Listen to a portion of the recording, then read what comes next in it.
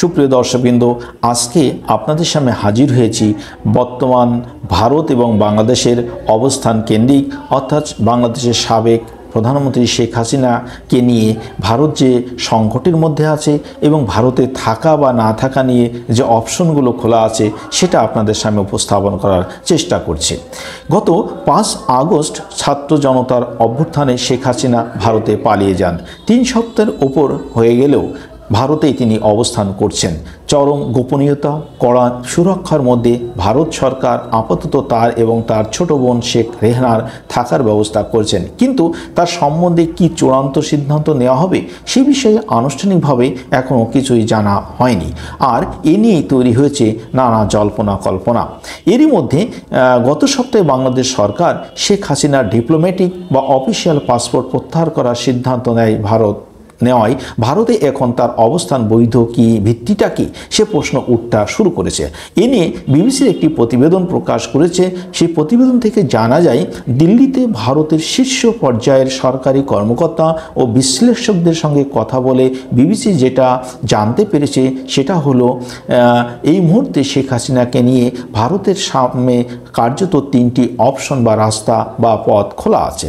প্রথম রাস্তাটা হলো বাংলাদেশের সাবেক প্রধানমন্ত্রীর জন্য তৃতীয় কোনো দেশে আশ্রয়ের ব্যবস্থা করা, যেখানে তিনি নিরাপদে ও সুরক্ষিত পরিবেশে থাকার নিশ্চয়তা পাবেন। দ্বিতীয় অপশনটা হলো শেখ হাসিনাকে রাজনৈতিক আশ্রয় দিয়ে ভারতেই এখনকার মতো রেখে দেওয়া যায়। তৃতীয় পথটা হলো এখানে বাস্তবায়ন সম্ভব নয়, কিন্তু ভারতের কর্মকর্তা ও পর্যবেক্ষকদের একটা অংশ বিশ্বাস করেন কিছুদিন পরে উপযুক্ত পরিস্থিতি এলে বাংলাদেশের শেখ হাসিনার রাজনৈতিক প্রত্যাবর্তনের জন্য ভারতের চেষ্টা করতে পারে, কারণ দল বা রাজনৈতিক শক্তি হিসেবে আওয়ামী লীগ এখনও ফুরিয়ে যায়নি এবং দলের সর্বোচ্চ নেত্রী হিসাবে তিনি দেশে ফিরে সংগঠনের হাল ধরতে পারবেন। এর মধ্যেই ভারতের কাছে অপশন হিসাবে প্রথমটাই উপযুক্ত বলে কূটনৈতিক বা থিঙ্ক ট্যাঙ্ক মহলে সন্দেহ নেই, কারণ তিনি ভারতে রয়ে গেলে সেটা আগামী দিনে দিল্লি ঢাকা সম্পর্কের ক্ষেত্রে বিরূপ প্রভাব ফেলতে পারে বলে তারা মনে করছেন।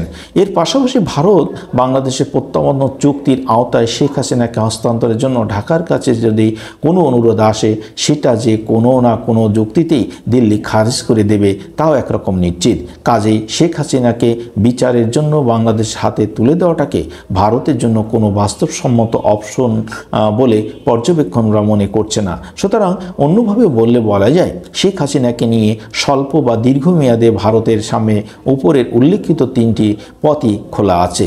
সুপ্রিয় দর্শকবৃন্দ, এই ছিল বর্তমান ভারত এবং বাংলাদেশের শেখ হাসিনা কেন্দ্রিক যে চিন্তা, সেই চিন্তার বিবিসির একটি বিশ্লেষণ।